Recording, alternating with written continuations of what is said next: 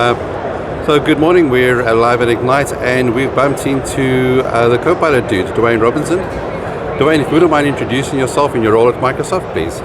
Yeah, so I'm Dwayne Robinson.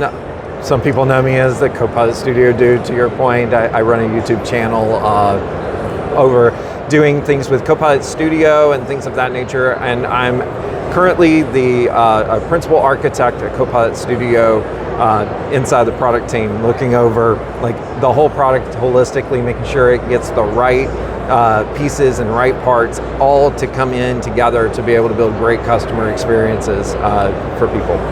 Fantastic.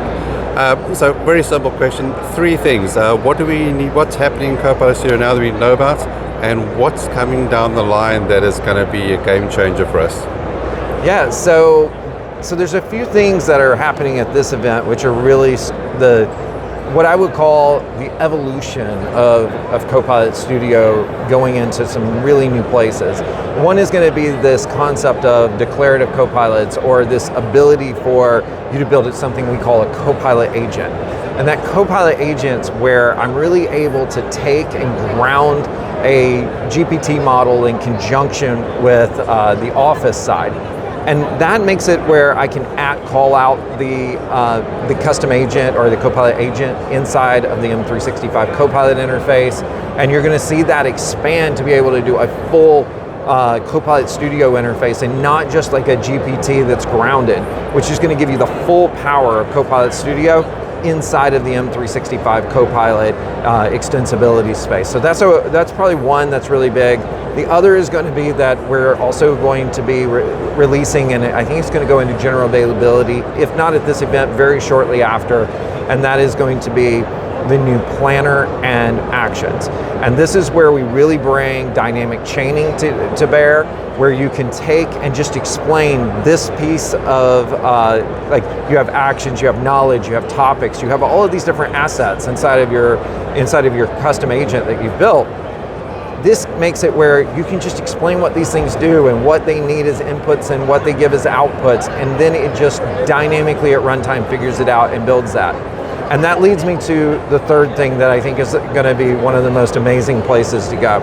And that is going to be the fact that we're going to make it where we're not just doing this in a synchronous way, we're going to also do autonomous agents. And the autonomous agents are going to be where that planner works, where it's not where I'm doing it through a chat interface. Maybe I get triggers, and you'll hear us start talking about all these different triggers, where I can fill out a form and it kicks something off, or an entry goes into a database. And now we have this thing that's running headless behind the scenes. I liken this, a lot of people get confused about this when it comes to this versus, say, Power Automate.